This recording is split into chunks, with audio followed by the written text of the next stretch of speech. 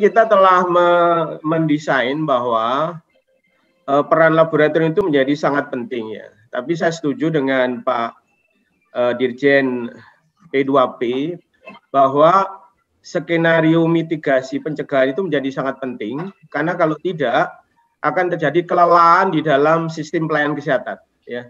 Karena itu sebenarnya sudah ada semacam apa ya, katakanlah kajian ilmiah.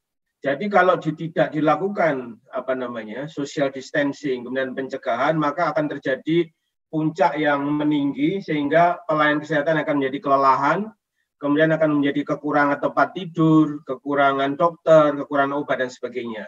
Oleh karena itu kita harus menggunakan skenario yang flattening, jadi artinya bahwa pencegahan menjadi hal yang utama. Ya. Nah, dalam konteks itu, dalam konteks laboratorium ya, ini ada filosofi 3T sebenarnya. Pertama adalah tes kan gitu ya. Tes ya. Tes itu tentunya nanti akan kami jelaskan. Yang kedua dari hasil tes itu adalah untuk tracing dan treat. Nah, itu yang penting ya.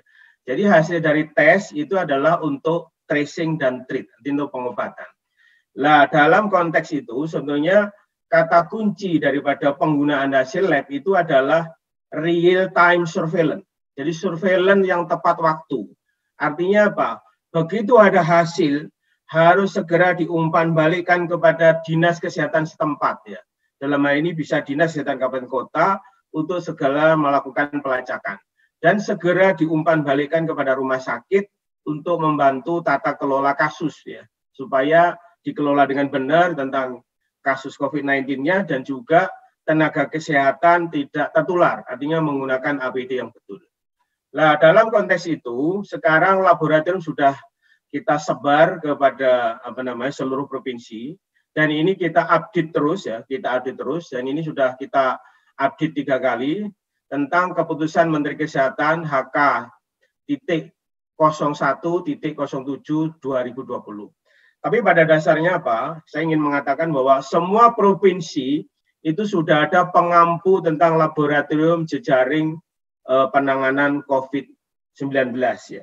Nah, tentunya ini sesuai dengan bebannya. Misalnya DKI Jakarta itu banyak yang mengampu. Jadi ada Lab Balitbangkes, kemudian BTKL PP Jakarta, kemudian Labkesda DKI, kemudian juga BPLK Jakarta, termasuk Ikman, ya, termasuk sekarang sudah jalan adalah Lab FK Mikrobiologi UI.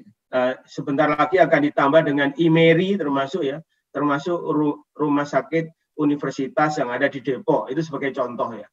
Nah, memang belum semua yang ada di dalam peta ini ternyata secara SDM siap. Jadi gini, kesiapan terkait dengan laboratorium jejaring itu intinya ada 3 hal. Pertama adalah harus mempunyai fasilitas terkait dengan BSL-2 dan real time PCR. Ya. Real time PCR. Ini menjadi penting ini, karena ini adalah kita bermain dengan virus yang infeksius. Yang kedua tentunya harus mempunyai SDM yang mampu. Nah, dalam konteks SDM itu tidak cukup tenaga teknis lab ya.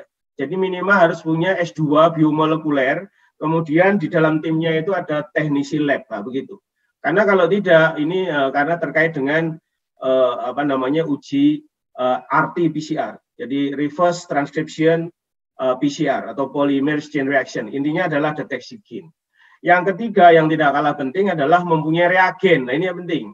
Nah, reagen tentunya ada macam-macam. Reagen PCR-nya sendiri itu ada primer, kemudian ada probe, ada kontrol positif, kontrol negatif, kemudian reagen mix yang isinya nukleotida, ya, termasuk di dalamnya adalah text polymerase. Ya.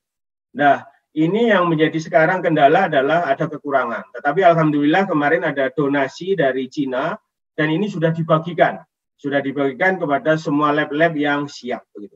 Nah, berbagai kendala yang sekarang ternyata karena ini semuanya belum siap, terjadi overload ya. Overload baik itu di Badan Litbang Kesehatan, kemudian juga di BPLK Jakarta, kemudian BTKI Jakarta, karena DKI yang paling besar.